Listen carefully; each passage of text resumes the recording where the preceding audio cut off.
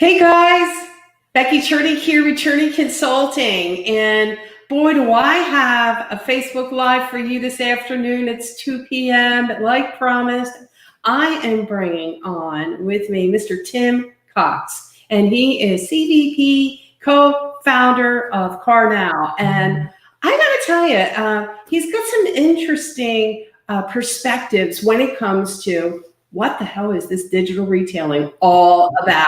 And does it even make sense? What are we doing here? And how to really help dealers have a better experience with that whole thing and our customers as well. And so with that, I'm going to go ahead.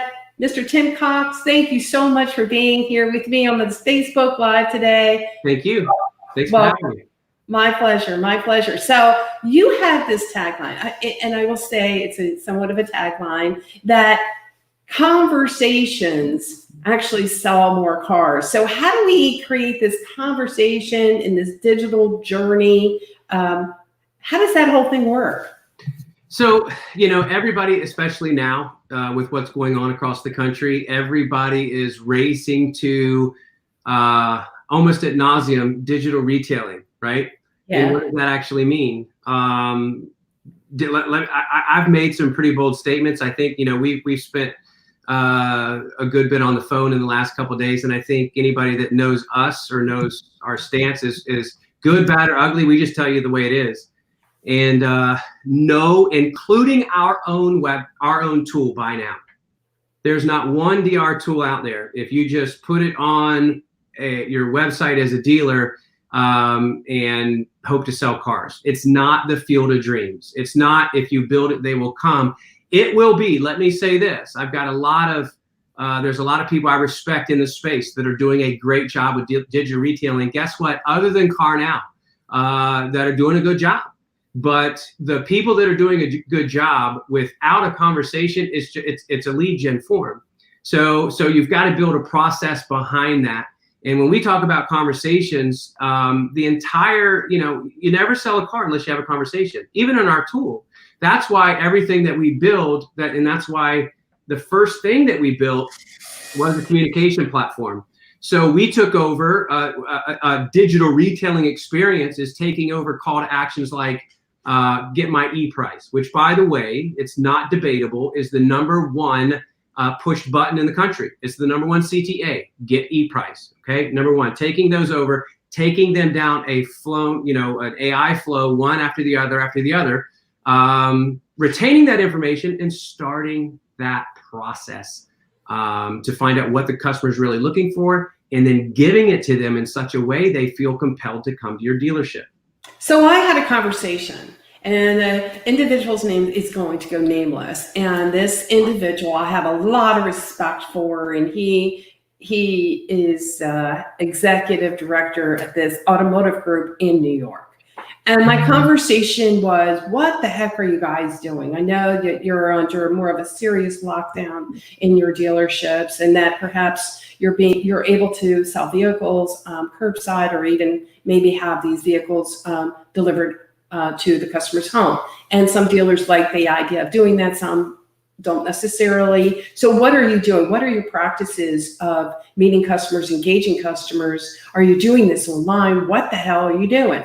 Well, anyway, so we had this conversation, and come to find out, he says, Beck, here's the thing. We had this digital platform, and we've been kind of using it, but you know what, frankly, I got to tell you, the sales managers really didn't know how to utilize it because they haven't been utilizing it. Let's just say that. So they also, and then it came to mind, CarNow. And I've had conversations with you in the past with regard to, your technology and how that's different from this whole digital retailing platforms. And here's the thing. I remembered that in that customer journey, you're actually able, meaning the management team is actually able to meet customers, engage customers during that journey, digital journey. And I thought, maybe that is a better way to go.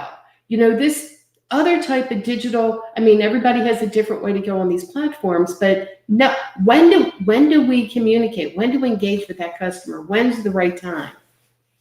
So then I called you and I said, Tim, fill me in on this. So the right time is, again, we have to, I don't want to necessarily say duplicate the process. When a customer comes in the store, we almost have to even take what we do inside the store and make it better digitally.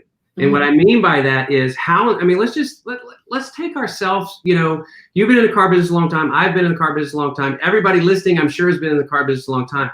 Sometimes to be successful, we have to first of all, humble ourselves. Yep. That even though we're very, very successful in the car business, that no one is smarter than everyone. I say it every day, 100 times a day. Nobody's smarter than everyone. That's why these Facebook Lives and podcasts are popping up, because we're all trying to get better together, right? Yep. So understanding that even though I'm uber successful, let me think outside the box on what's going to make this customer come into my store. Because right now we know my friend Bob Lanham at Facebook is telling me Messenger has increased 50% over the last 3 weeks. Wow. 50%. Wow. Facebook, little company. Most of your customers right now, a little plug for my friend Bob Lanham at Facebook, most of your customers right now spend a minimum of an hour a day, and that was pre-COVID. Now I guarantee you it's a lot more. So that's a whole other conversation. But making sure that whether a customer asks for a price or ask what's my trade worth, which, by the way, depending on the market, 2 or 3 pushed most used button on the website, no matter where they go to take over that conversation. And even if you're throwing up a calculator and people are trying to figure out their payments, making sure that you're letting them know, thank you so much for coming into ABC Toyota. We're here to serve you. Just let us know what we could do to help. Okay. Same thing is when they're on the lot and then going away. When they have questions, they will ask them. Let me give you a stat. I always tell people all the time, facts trump feelings. They just do. One thing you get with us is full transparency. Out of every digital retailing conversation that we have on our platform, 54% engage and have a conversation. Of that 54%, we're seeing a 32% higher lead to close rate than deals that come in without a conversation. Meaning, we can't miss the conversation, right? I mean, it's all about the conversation. I mean, I would challenge some quote unquote car guys and gals to go on your own digital retailing platform, try to purchase a vehicle and not ask a question. And we do this every single day. So the importance of someone being there, facilitating that conversation. And what we have done and what we found is utilizing artificial intelligence just by asking customers closed-ended direct questions. They're closing at a much higher rate, and people are actually selling automobiles right now. Well, okay. So my whole thing has always been I'm in the F&I, right? I do in that F&I space, and I know one thing: if we're not selling cars, we're not doing F&I. Right. And how do we engage? How do we convert that customer from that sales? And then we talk about F&I. Do we allow customers, and I really want your take on this because I know some of these guys are really uncomfortable. They break in, make phone calls, maybe do FaceTime, but really, when does that conversation begin as far as F&I? When do we allow the customer to self-desk some of this to, reduce some of the heavy lifting? Let's get the customer on the right car to begin with. What are your thoughts with that? I mean, does that make sense? 1,000%. Let's get them on the right car, but there's nothing wrong with allowing a customer to self-navigate. There's other companies that are doing a good job with this as well. But this is, again, facts. When people see a extended service contract, when people see GAP, when people see any other ancillary, wheel and tire, whatever it is, earlier in the process, the chance that customer is going to purchase it is much greater. In fact, when we take a look at all the cars that are actually being sold, and that's how we measure ourselves, a lot of the things that we've done at CarNow is just the pain that myself and others that sat behind the desk deal with, self-generated reports that said, hey, you crushed it. Well, you had this many VDP clicks in your head. How did I crush it? Let's look at selling automobiles and selling service contracts, right? But when we look at the amount of cars sold through our tool, we're seeing a 24% increase in F&I products of those deals that have come through our solution. Is that because we're ingenious? No, it's putting it in front of the customer, whether that's, putting a VSC out there, letting them watch a video, letting them know why it's important to have wheel and tire, especially on a higher end car that has low profile tires. All that stuff you're just doing before they check out or they finish the process. The same thing is when I started spiffing my salespeople to tell them earlier before they got in the business. The same thing. It's not rocket science. It's not something we just figured out. It's just doing it now digitally, and other companies are doing a good job as well. You show it earlier in the process, and therefore people are clicking on it because you've planted the seed. When you add another, just in the business office, when we get back to normal again, when you add another monitor in the F&I office, and you're showing them on a busy Saturday videos while you're loading the paperwork up, this is why you need GAP, in any product, and that's what it's working. I mean, I hate to make it that simple, but it's that simple. Well, I think that some are still trying to, I think the jury's out, if you will. They're still kind of on the sidelines here and going, well, wait a minute, I get it that we're in this crisis mode and, but everybody needs to slow down a pitch or two, and likely we'll get back. And we've been doing, we were really, really successful doing what we've always been doing. Maybe everybody is, just blowing this up more than what they need to be, and it really doesn't make any sense to go ahead and put products online. But I do want Aviva DeVito is here. I agree. Show the ancillary early and offer it if you're not being transparent, ensuring the customer will search for information on other dealership websites. Absolutely. You think so? Look, let me break it down even further. And this goes with cars. This goes with anything. I love doing the exercise of let's acting like we're not in the car business. Okay. So Best Buy, I just actually ran through Best Buy through the pickup lane to add get a brand new Bluetooth microphone, wireless microphone for all these podcasts we're doing. But I love TVs. If I take you a tour around my house, you will see all the flat screens. I love TVs. But let's just act like we're buying a TV. Okay. Let's think about this for a second.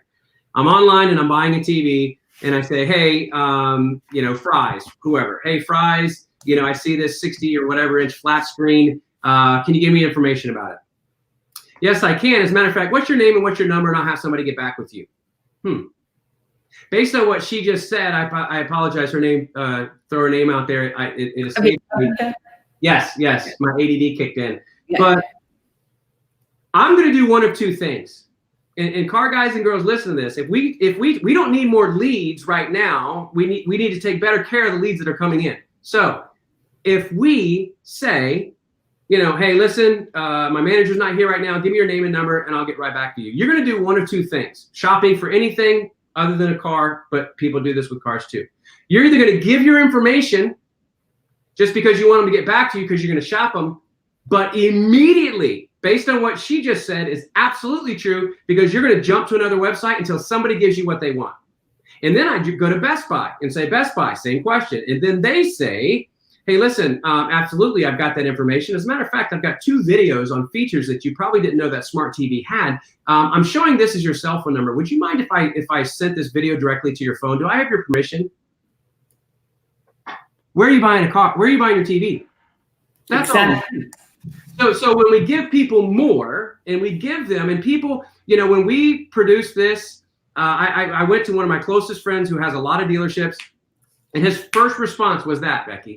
He said, listen, Tim, so now you're going to take the most profitable part of my dealership, other than the service department, but the most profitable part of my dealership, and you're going to give that away too. No, doesn't mean you're giving it away. You choose. You can price VSCs at $1,000 over $1,500 or whatever your normal PVR is, and you there's nothing wrong with rate reserve, and dealerships aren't the big bad whoop. There's nothing wrong with holding that, but when you deliver that, people are reciprocal. They wrote it in a book a long time ago. Do unto others, right? People are reciprocal. When you here it is, make a decision. Oh, by the way, even Grant Cardone back in the 90s, when I was a slick back hair more than I am now, when I had more hair gel than I have now, listening to the Grant Cardone tapes, yes, kids, tapes, cassette tapes, the one thing that sticks with me is information overload. That's true in all sales. Hey, listen, and that's how we make money in F&I, right? Hey, listen, they want a 36-month lease. Not a problem, sir. Let me give you 36, 42, and 48. As a matter of fact, you might even want to look at a 66-month purchase. And by the way, you want to protect that vehicle with a VSC. That type of thing is what we're doing online, and that's why we're seeing a 24% increase in PVR, is because we're delivering it that way. Yeah, I think that there's something to be said about that, because, I've been talking about this until the cows come home. And, it really started out as, when we were talking about, okay, let's get out of the F&I office. Let's go ahead. Let's meet the customer at the salesperson's desk. Okay, well, that was like freaking bizarre, especially from, us veterans who are used to going ahead, bring a customer into the F&I office and we'll close the deal down. And that's just what it's going to take. And so let's not talk about all these terms and that sort of stuff. And then we ventured on out, met some of us, not all of us. We're still waiting for customers to come back into the F&I office. But for those, we get it. We meet customers on their terms out of the salesperson's desk. But now we're talking about, it's the salesperson's desk is no walls today. So we're meeting customers where they want to be met. And that could be at a home, that could be at their office, for crying out loud. And but the idea is really to give them some sort of control over the buying, over that buying experience. And I've been told, and I have learned over the years, that when you give control, you get control. If you don't mind me saying so. And so we're so I think that we get uncomfortable by letting up on the reins and letting customers have the ability to check the inventory out, to determine some of the budget criteria, their budget based off of their credit criteria. Now, some of you guys will utilize some of the platform providers, and I think you need to speak on that. You will utilize a soft pull analysis, or allow the customer to utilize some sort of a soft pull analysis, some sort of a matrix that's either derived by the dealership's average customer, however which way that they do it. But at the end of the day, what makes this so cool is now we have more customers that are on the right car based off of their credit criteria, their budget. But here's the other thing. Before I go on the tangent myself, here's the thing. So when that happens and that customer comes into the dealership, here's what ends up happening a lot of times. Dealers feel like, well, we're just going to go ahead and take the customer off that car, put them on another car that they actually can make more money on, right? Or profit. And the game begins. So with this whole thing of being online, it would make sense to me that we have to have and be upfront, not only online, but in the dealership. We're not taking customers off the vehicle to put them onto another vehicle. What are your thoughts there? So that's specifically why we created and look, I'm so hesitant. Now is not the time to be salesy about anything. And there may be, with technology constantly moving, maybe somebody else has built this. I have no idea. But knowing exactly what you just said, if a customer comes through our tool and they pull, we have a partnership and they end up doing a soft pull. Okay, let me check my buying power, or whatever CTA that the dealer wants to do. Immediately, every single piece of inventory, new and used, the tier changes on what payments they see. So, for example, if it's a 720 beacon or higher, and and the dealer wants to post, payments at 720 all across his website, and that customer is a 650, and that payment was 500. Guess what? And that payment's now 625. So everything immediately changes. So the customer doesn't think they're 720, and then they come in and they get upset. And then we continue the process from where they were online, and they flow directly into the dealership. When we do start, and guys, there's hope. We're going to go be back in our dealerships before you know it. I know it's tough, but I'm just going to encourage you today. It's coming. But when we go back into the dealership, you can pull an iPad, pull up that customer, and that way it doesn't happen. So even if they do switch them on another car and have it be a pre-owned car where they know they've got more gross, the payment is already there because the customer's already done a soft pull. We've mapped every single piece of inventory, so there's no issues there. Meaning if the dealership wants to hold 1.5 of rate or a point of rate or whatever that dealer wants to do payment wise, it's still going to be there. It's still going to be there. So I had this conversation last night, and here's the deal. It's like, well, we work with a lot more subprime customers, and by the way, don't you know it, Beck, or don't you know it that we are, our advance is like at 140, 150%, and it's tough to go ahead and flip these customers out from under. And I think a lot of that, and I'm not disagreeing that we don't have that. And I'm not disagreeing that customers with slow pay history may not have additional monies down. But I think it's how we get the deal started. I think that's where the bulk of the issue is. I think that, there's always been that training back in the day. Put the customer on any car will do. We'll all freaking figure it out when the customer gets into the dealership. But, again, I think that's just old school thinking. And I think and this is why we have these stupid advances and deals that make their way into F&I office that don't make any sense. And I call that a mind deal, right? And so help me out with that one. So what are we doing here? So wouldn't it make sense to go ahead and get this customer on the right vehicle first time? So that way we're not in 150% advance and, with a customer who makes freaking $1,500, makes, $1,500. Yeah.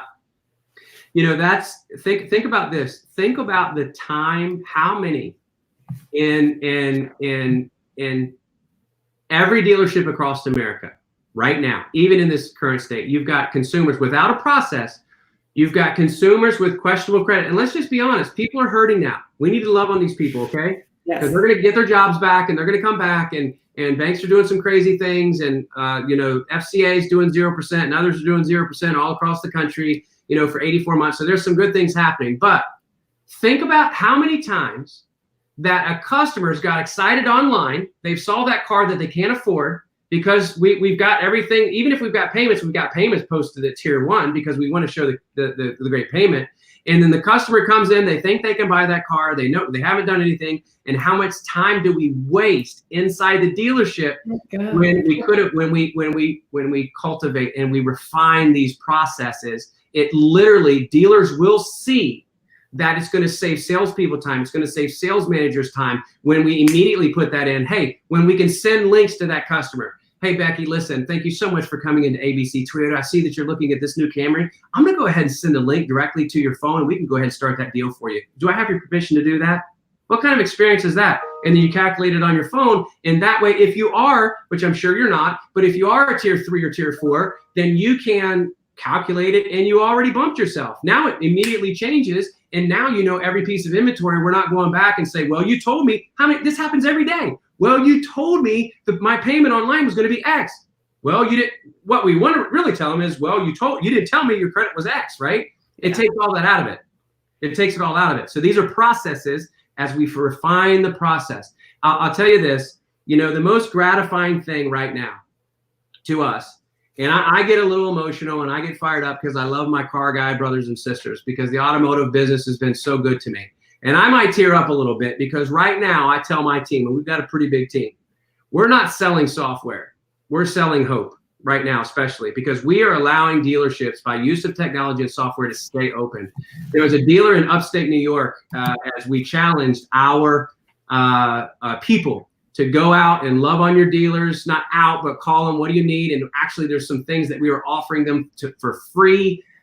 Being, for example, to set up a remote service, because most even if sales departments are closed, service departments are open. So setting up AI to schedule remote pickup and delivery for service, scheduling remote test drives. So we actually had a dealer in New York of all places call us last week, respond to Michelle and said, Michelle, I just took 2 deposits online. I just want to thank you so much. # we need you. That's encouraging. Yeah. That's encouraging because now, we've all had to make tough decisions. We've all had to there's dealerships that have laid a lot of people off, but being able through technology to allow stores to stay open, that's powerful. And that's so encouraging. And that same dealer said this, to your point. The same dealer said, last night, obviously I was pretty stressed. I had dinner But for the first time in a long time, I went down and I watched a movie with my family, which I don't usually get. And now, obviously, I'm spending more time at home. And he said it was a brand new movie that was in the movie theater. Movie theaters are shut down, but On Demand allowed me to pay $20. It was $20, but my whole family watched it. He said, listen, as long as they keep this, I'll never go back to the same movie theater. Not really good news for the movie theater industry. But what I will tell you is he also said the things that I'm doing now with X, Y, and Z, our company and other things that they're doing now, is going to define our process post-COVID, because consumers are going to be used to the way they're shopping. And then my team is going to understand that it's easier, it's quicker, and more efficient. And quite frankly, we're going to make more money in the long run. So pretty powerful statement from a state that's been hit pretty hard right now. Because right now, consumers want to know three things. Are you open? Are you safe?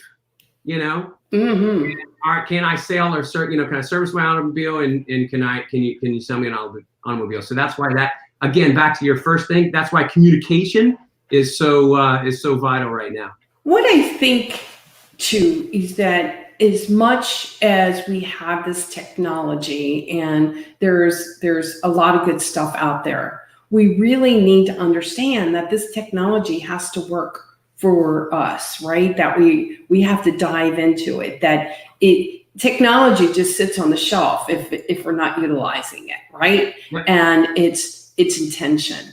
And these sales managers and GMs alike, we got to step outside the box. You got to get uncomfortable right now. You've got to do what maybe you might have thought that you should be doing, or maybe your dealer got back from an NADA and said, look at what's going on with my other dealer, and he decides he's going to sign up on this technology, and meanwhile, we don't touch it.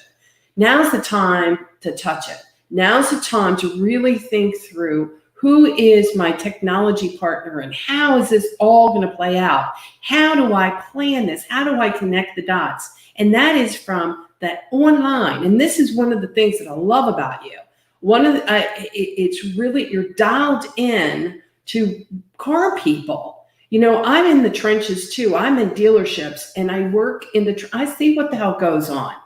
I'm very passionate as well. I want to take this technology and I want to make it work. You know, how many dealers I've talked about this digital retailing, this or that, and I'm not going to name companies, but they said, Becky, it never worked for me. It doesn't work for you because it doesn't meet who you are. It has to, whatever that you have online has to be something that you're implementing on an everyday basis. It's got to be a part of that culture. Can I just, Kevin Calabucci, I don't know if he's still here or not, great GM I worked with in the DC marketplace. He has extensive automotive retail background. I'm telling you, the guy knows the stuff. Kevin has been in some of the biggest automotive stores in actually in the Washington, DC marketplace, and that I've gotten to know over the years. And I don't know, Tim, I don't know if you know this or not, but I'm also from the Maryland, DC marketplace. Did my retail there before going with JM&A and getting relocated here to Atlanta, Georgia. But Kevin says people like having choices. They buy when they see value. When you give choices and build the value, they will make those choices that have value to them. As always, information is power. It really, truly is. Too many may think power is hiding information. That's good. That's very, very well said. And he just wrapped it all up. Very true. Yep. And we've got Christine Farnan as well. Christine Farnan, glad you were able to make the call today. Facebook Live today. It's good to see Mr. John Fairchild is in service. And again, I think dealers are, doing their very best to make these appointments, because right now service is everything to dealers, right? Yep. They are the essential business. Obviously, that service department is open. And this is, again, making sure that we're doing our best to meet customer expectations, setting up these appointments, getting customers in the dealership. You're more than welcome, Kevin. I mean every bit by that. Frederick, hey, sorry I'm late. I just delivered a vehicle. Well, go freaking figure, Frederick. Where have you been? what are you trying to tell me? You're actually having to work? No. And I think that's a go get 'em, go get 'em attitude. And I think that, I think you're right. I think we have to play it safe. We have to do our due diligence. We need to stay, if that's what they want, we need to do things that are smart, and let's make sure that we can cut back on this curve. Let's go. I want to see myself getting back out there and working it. Not to say that I'm not working out, but back out by the end of the month, I'm hoping. So we have to do our due diligence. But that being said, again, it's really important that dealers are taking people, F&IP, I don't care who you are in the automotive industry, you need to be here, and you need to check out some of this technology tools that will help you to embrace that customer. Customers are not coming, as far as I'm concerned. Now, I'm not going to tell you that things won't get back to hopefully some sort of normalcy. There are people out there all day long still today buying a car. But I do think that customers are going to want more options. They're going to want the option to be able to do some of this heavy lifting, self-desking capability. They want to know what they can afford. And you know what? They don't want to spend all day in a dealership buying a car. They don't want to be in there with you all day buying a car. And I can't say I blame them. I mean, there are some people not quite like me. No, I'm just kidding. But I'm just saying there are people who are concerned about their family members and, who are older or, who are more vulnerable. And so they're going to play it safe. And that's the way it's going. And that's where it's going to be. And we have to do a better job to figure out what tools do we need to be able to engage with that customer, get them on the right vehicle, showcase our vehicles the best way that we know how. And what's that plan all about? How are you connecting the dots? How are you going to engage with that customer? Is it just by phone? Is it just by FaceTime? What's a better way to do this? And how can we there's customers out there, frankly, they shop at 24 hours. They shop at 1 o'clock in the morning. I know lately I've been kind of staying up a little bit later than normal. Yeah. And so that's where it's going. So I think that we have to be more conscientious about what we're doing. Technology is still only as good as the talent and process behind it.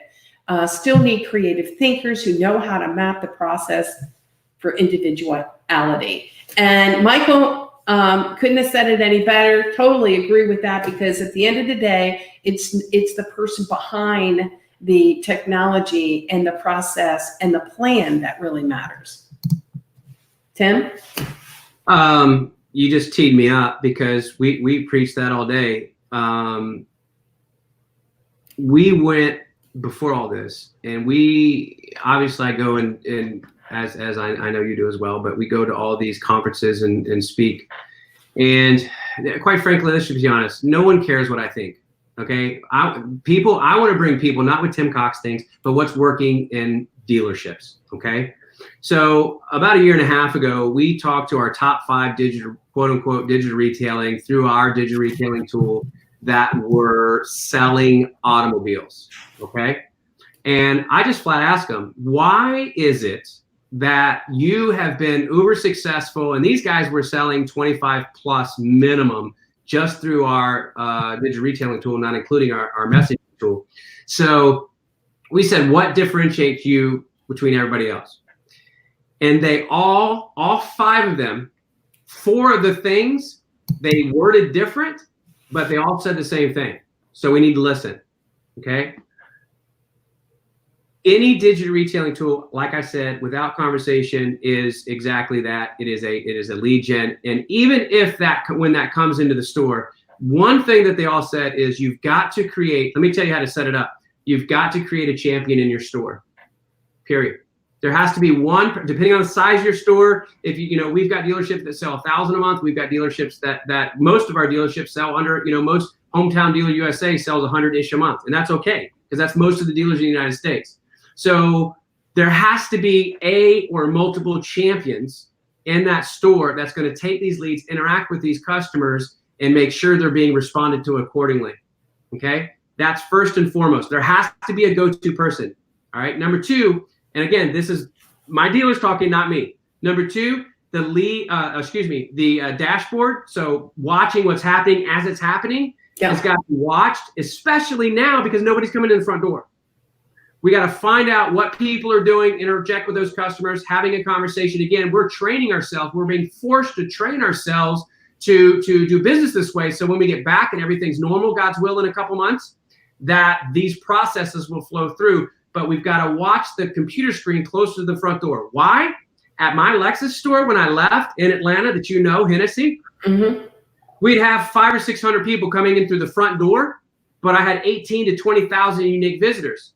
So if I'm watching the screen and I'm loving on these customers and I'm treating them the way they want to be treated, the way I want to be treated, and I'm casting that digital net, more chance that they're going to come into my store than if I ignore them altogether.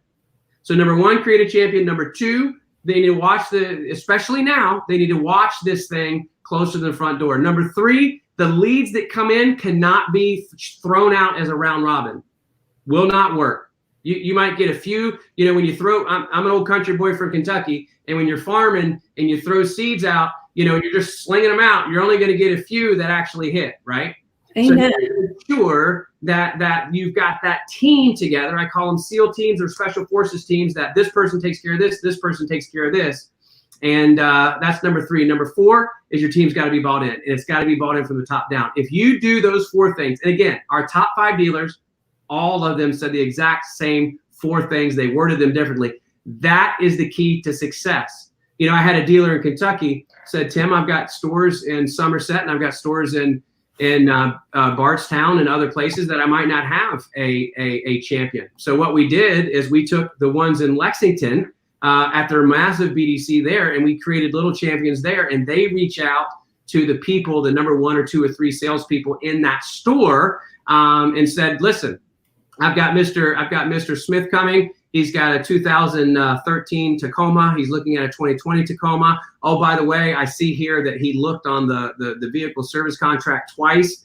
And this is his trade. His beacon score is 680, and this is where his payments want to be. See, that's really critical. See, that's what separates you from the pack, is that you're able to see the customer during whatever part of the journey that they're on. Whereas the rest of these, you're not. I mean, I don't know every platform inside and out, but one thing that's stuck in my brain, and I'm also the host of the F&I Today show, and I talk to you, and I'm like, I got to get to know this. I got to get to know this company. I got to get to know what they do, why they do what they do. What is their thing? What's their niche? It's always a niche, right? But what I loved about it was that we know where that customer is during the entire journey, right? That we can engage with that customer. That's in real time. We're not talking after time. We're talking, right? And this is where it's much more effective that we can actually get more involved during that time, wherever that customer may be. Now, there's certain ways that you guys go about doing that. You also, CarNow was started off as a chat provider, and your thing was, we're not a third-party provider, Becky, because we don't believe in that concept. What we believe is dealers need to be involved in engagement. They need to know how to address the customer's questions, specific questions, whatever time that is in that journey. That's a game changer to me. Yes. It's really involving, allowing the customer to have the control, the feeling that they're in control of the buying process, and gathering that information. But also at that point, there's a point in that process where the dealer is responsible to hopefully engage in that process and answer and address any questions that the customer may have. Mm-hmm. Absolutely. And I would say third parties aren't necessary. I think a lot of them, to publish inventory and some, and there are a few. Obviously, we have, over 4,000 dealers now, and there are some dealer groups that have went away. But I don't want to ever say that third parties are not necessary because they do publish. But even remember this: if your vehicle is published on a third-party website, even if you're doing a banner ad or, for example, alpha ads with Auto Trader or priority listing or anything like that, when you click on that, especially, it redirects them to the dealer's website, right? Yeah. So you've got to, it's about that communication. Well, I was more or less talking about, at the time when, we have chat services that can't address or answer customer specific questions. Oh, sure. That's where I was going with that whole thing. Sure. Because the funny thing is, responsive. Yeah, and let me just give you another commercial. Bob, it's not about us. It's just dealer involvement. So Bob Lanham, who I've spent a lot of time with over the last 90 days building products directly with Facebook, and we won't spend any time on that now. But I'm sure you spoke at 20 groups. I speak at 20 groups all the time. And Bob Lanham was telling me about an experience he just had several months back at a 20 group. 20 groups have that typical U shape and everybody's there and you speak in the middle and you present behind you. And he said, let's talk about Facebook Marketplace. That's all he got out of his mouth. Mm-hmm. One dealer literally sat back in their chair and says, Facebook Marketplace sucks. I can't get anything from Facebook Marketplace. Another GM across the way, they're U-shaped, he sits back and says, Tom, you're an idiot. I'm closing at 80% on Facebook Marketplace, 80%. So Bob tells me, he's like, Tim, you've been there before. You just sit back and you just let them go at it and you just figure out what happens. Here's the difference. This is why, listen, especially now, it's all about communication and how we communicate. Mm-hmm. And this is not a CarNow thing. So the difference was that the guy that said Facebook sucked was using an aftermarket or an after hour, not his people to answer these. And listen, we have 24 hours a day. I'm telling you that we can answer these, but they would go create leads. They weren't jumping in them like they should. And they went into the CRM. The dealership that was closing at 80% on Marketplace had a team, memory serves my ADD. It was 3 or 4 guys and gals. Mm-hmm. All they did was stare not all they did, but the main part of their job, when they got notifications at Marketplace, because it's especially with pre-owned cars, because there's only one. The great thing about pre-owned cars, there's only one car, that many miles. Well, it doesn't matter. It's not that car, right? So you can build a story, but they were closing at 80% because they were immediately having a conversation about that car. So there's nobody, look, we provide a service, but there's nobody better to answer people on your website than your people. It's just getting them to do that. And based on what's happening now, we're forcing dealers into doing that, right? And they're going to see that they're closing at hopefully 80% on Marketplace. And they're going to see that when they pay attention to these people because these people are knocking on the door. Hey, somebody please help me, love on me, please sell me a car. I'm scared, but 0% and no payments for 120 days and 84 months sounds pretty good. Somebody sell me a freaking car. When we define these processes, now our stores are going to be much profitable in 90 days, much better. We're going to have streamlined process. Customers are going to be able to go quicker. We've already talked about it. We don't have to worry about, they put their credit in there. It maps all the pricing. There's no surprises, streamlines the process. Customers happy. We're selling more cars and we're making more money. See, that to me just makes all the sense in the world. You know what I mean? It really, truly does. And from there, especially when we talk about, maybe even Ev and I online, when is the best time to go ahead, meet that customer and discuss some of these terms earlier on? One of the things that, and I don't care. I mean, if you got to use FaceTime, that's fine. But, there are other tools out there, for crap's sake. I mean, this tool, how easy is this to utilize? And, or, for an example, when we use our webinars and our Skypes and that sort of stuff to have a conversation with our customers, there are so many great technologies out there to get with that customer to address and answer any questions that they may have. See, I also believe that I don't have to wait for the customer to get into an F&I office and side of a dealership to do paperwork. Or even to have to do a menu presentation. My thing is, let's go ahead, let's meet the customer on their terms, let's knock this out. And I was always about that, Tim, when it came to cash and also credit union conversions, right? Don't let the customer leave the dealership. What are we doing here? Let me go ahead. Let me go meet that customer. Let me present my best menu. Let me present before that customer goes to someplace else and gets a check for the exact amount. Who's kidding who? Get your butt. I hate to say it, but we have to get out there, meet customers before they leave that dealership. I'm talking about the same thing. We have to be more proactive as an F&A person, meeting customers, presenting our products online, feeling comfortable about that. You have Darwin Digital that you can go ahead, present your menus, or you can go ahead and do it on the fly with any of these other tools. You can share your desktop for crap's sake. But at the end of the day, the customer is understanding the products, the customer agrees to the terms, and you and I both know we also have that conversation, which we'll have next week. But there's other ways as well to go ahead and finalize the documents without the customer ever coming into a dealership, completely online on a protected server, for crying out loud. We have to do a better job with that. Customer comes into the dealership, we actually have what they call a true curbside delivery, express delivery. Everything's already done. Well, the only other thing that you might want to be able to do is test drive a vehicle, that sort of stuff. And also at that point, maybe offer the customer the waiver decline option. And then one more last ditch effort, if you will, to go ahead and sell the additional products. I'm going to go ahead and also share a comment. The only annoying thing about CarNow is can create duplicate leads when you can't get last name or numbers or emails. It's a great service overall, though. Sorry, I didn't read it before. No, But it's a good question. Okay. Look, let me tell you something. If there's not anything, I love questions like this because it's real.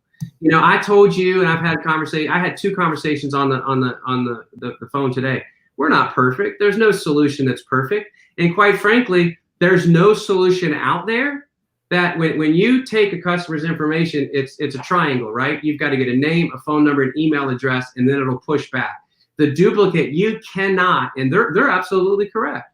You cannot unless, for example, husband comes on, boyfriend, girlfriend, whatever. I don't want to get into all that, but whoever comes on, they're shopping for a car, same address, right? Maybe they don't give you their address. They give an email, same last name. Somebody comes back and doesn't give that full, name, email, or name, phone number. It's gonna create a duplicate. And I believe that's the case for most solutions out there. It's an ever good. We're working on it, like everybody else. But unless you're only as good as good information in, bad information in, bad information out, the whole deal. So I love stuff like that. Let's bring that to the table. But there's nothing, at least right now, that we can see if a customer is not giving us that information, and then they come in another time and it creates a dupe lead. It's going to create a dupe lead unless we match them. Now, I will tell you, then we get that followed up. So I will tell you, if it comes in and it's an email, we have the same email, and they come in, or a cell phone number. I like cell phone numbers better than emails. But if we have that and they come in a second time, it will immediately not create a duplicate lead. It'll match that lead, and it'll connect that on conversation. For example, if someone comes in and clicks chat or text or has any kind of DR solution, and then they drop and leave and come back 3 days later and they click it again, everything that they said before pops back up. Okay, so if we shared a video, if we shared a VDP, all that pops back up. But if they go on a different if they were on a Mac and they go to a PC, or they were on a Mac and they go to a Samsung, and it's not connected from the iCloud, and they put in different information, maybe they put it's not going to match up. But I don't know any technology right now. I could be wrong. Technology changes every day. That absolutely matches everybody every single time. But great question. I love it. Yeah, I think that's a great question as well. And it's, just like anything else, here again, I think that you just got to know your technology. You've got to know what platform did the dealer sign up for? Are you guys in? Are you out? Are you using it? If you're not, get rid of it and find a freaking platform that makes sense. Yeah. Right? I mean, and use it. It might not be us. It's okay. Yeah.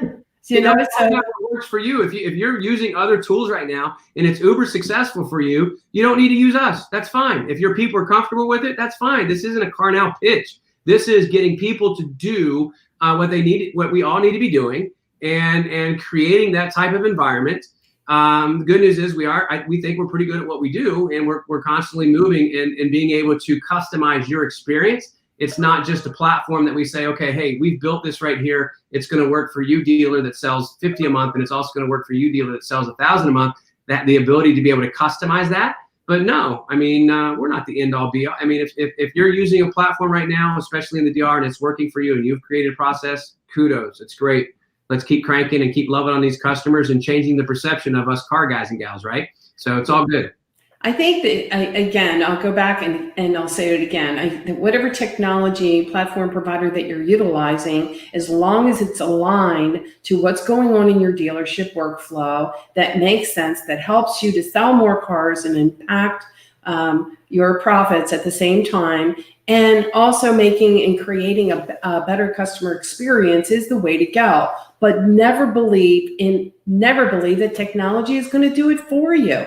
Too many times, I've had the F&I roundtable a couple times, and I got to tell you, it's the driver behind the seat. It's the mentality behind the seat. It is what our plan is to make this all come together. But you're going to have to come up with a plan to make it all come together, because it's not going to do it for you. Whatever your plan is to engage with that customer earlier on in the process, because I'm going to say, and I agree with where Tim is going with this. Unless you have a conversation, unless we're doing a better job in engaging the customer way, we're not selling cars. And if we're not selling cars, we can't do F&I. We're unemployed. We can't do anything. We can't, and we're not going to do service really well. And that's the game changer right there. The game changer is finding and figuring out better ways to communicate with your customers, cut the BS out, and let's get real. And, how are you going to engage with that customer online? That's where the customer is right now, online. They're not coming in, walking into your dealership right now. They're all shopping online. How are you going to meet that customer online? What's your website say about who you are and what you do?